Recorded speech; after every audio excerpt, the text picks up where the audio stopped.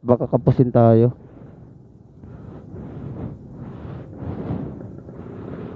So, tak na uli. So, yun nga guys. Nakapagas na tayo at dito na tayo sa San Miguel, Bulacan. Duman nga pala kami kanina ng church. Nagdasal lang kami doon at yun. Dumiretso na kami kasi malayo pa yung pupuntahan namin. Kaya salamat at shoutout sa San Miguel, Bulacan.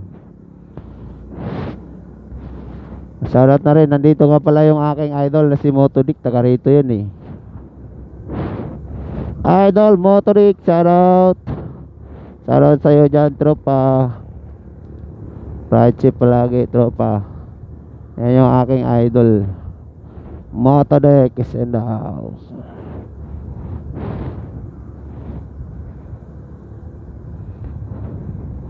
So 1 and 40 minutes na tayo may biyahe guys. Sama pa yung hinto-hinto doon kasi nga hindi natin kabisado yung daanan.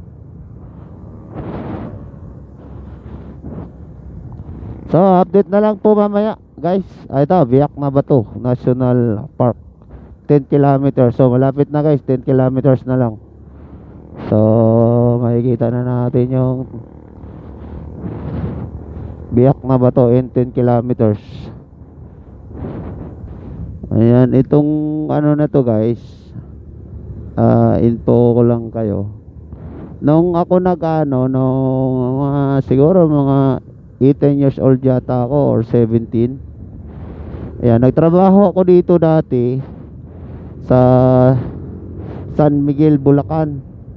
Naging gasoline boy ako, Total Gas Station. So di ko alam kung nasaan na ba yung banda, pero ang alam ko San Miguel, Bulacan, Camyas, Barangay Camyas ba yun? Basta yun. So sana madaanan natin dito para matatandaan ko. Pero hindi naman ako tumagal doon guys kasi nga parang ang lungkot. Parang ang lungkot pagising mo, duty, tapos ang haba ng oras ng duty namin. Mula madaling araw hanggang 11 ng gabi kami magkuklose. So yun. Kaya hindi ako tumagal. Kasi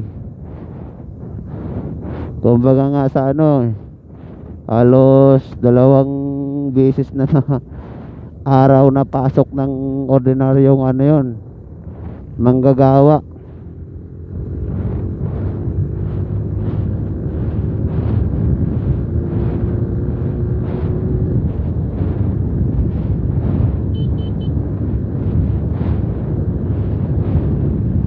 Ayan, ang layo na nila. Puro kawento. Ayan, iniwanan na tayo. Pero kaya natin habulin yan guys.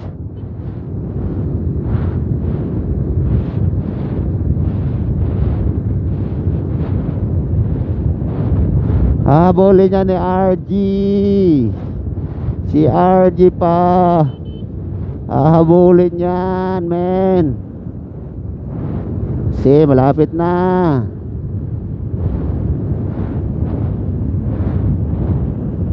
Okay. Alalay lang. Abot na yan eh.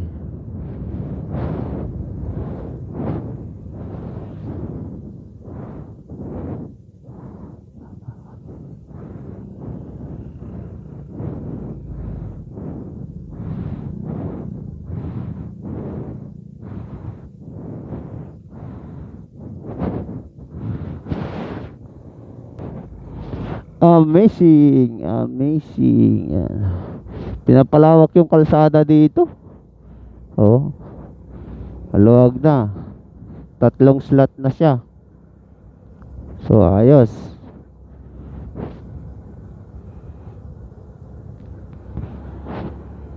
Tumalayo-layo pa yun. 10 kilometers yun kanina eh. Meron pa lang yata tayo mga 2 kilometers na tinatakbo.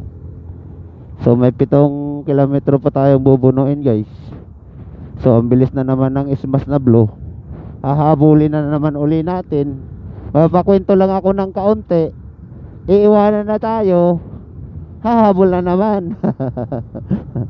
Ayun talaga guys, mabilis kasi yung motor niya.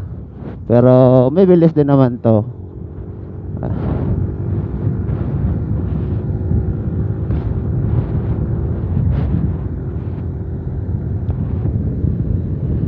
Sana oy, delikado yung bato na yon. Yan na tayo pwedeng huminto kasi nakabilo na tayo. Tsaka iiwanan tayo ng ating kasama.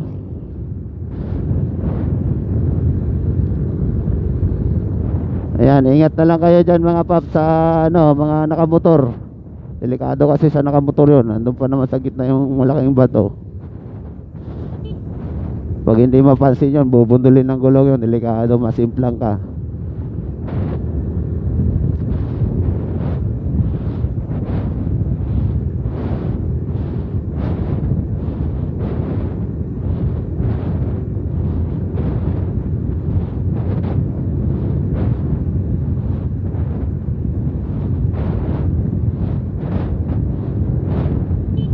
Ay, delikado. Alalay tayo guys. Yung mga bata, nakabike.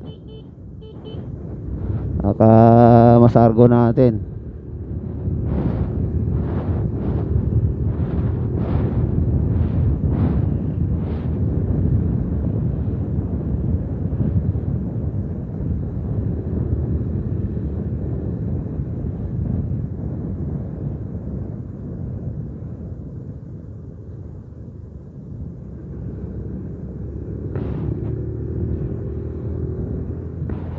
One